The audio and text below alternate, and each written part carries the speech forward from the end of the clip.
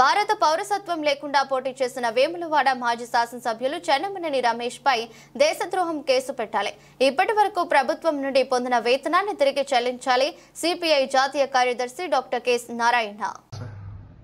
వేములవాడలో పోటీ చేసి గెలిచినటువంటి చెన్నమనేని రమేష్ ఆయన పౌరసత్వం లేదు.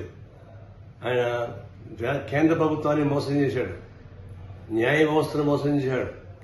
పలు దఫాలుగా ఎమ్మెల్యేగా ఎన్నికయ్యాడు. ఎమ్మెల్యేగా ఎన్నికైన తర్వాత అనేక ప్రకారాల లబ్ధి పొందాడు. ప్రభుత్వ వేతనంతో పాటు ఆయన పలుకుబడి ఉపయోగించుకొని కోట్లాది రూపాయల వ్యాపారం చేసుకున్నాడు.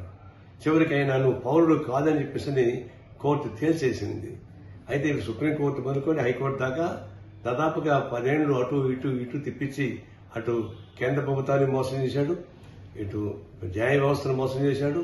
చివరికి ఆయన పౌరుడు కాడని తేలింది.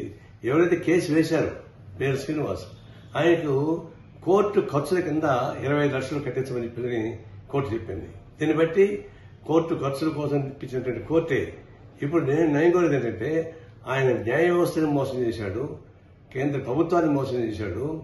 ఈ దేశ పౌరుడు కాదు, విదేశీ పౌరుడు.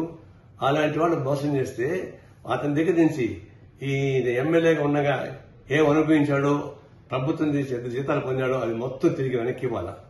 అదే సందర్భంలో ఆయన ఎమ్మెల్యే పదవిని ఉపయోగించుకొని అనేక కోట్ల రూపాయల లావాదేవీలు పొందాడు. ఇవన్నిటికీ ఆయన పనిష్మెంట్ గా శిక్ష పడాలి. ఒకటి, ఆర్థికంగా లబ్ధి పొందిన మొత్తం ప్రభుత్వానికి ఇవ్వాలి.